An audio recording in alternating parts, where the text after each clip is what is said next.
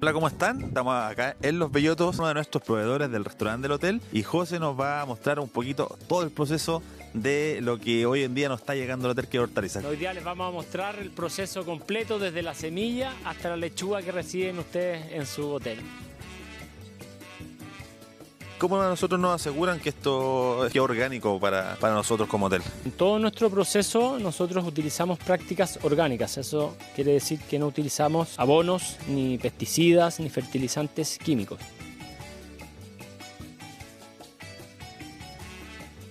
Y así nos aseguramos que en el restaurante de nuestro hotel tus productos que consumas sean 100% orgánicos.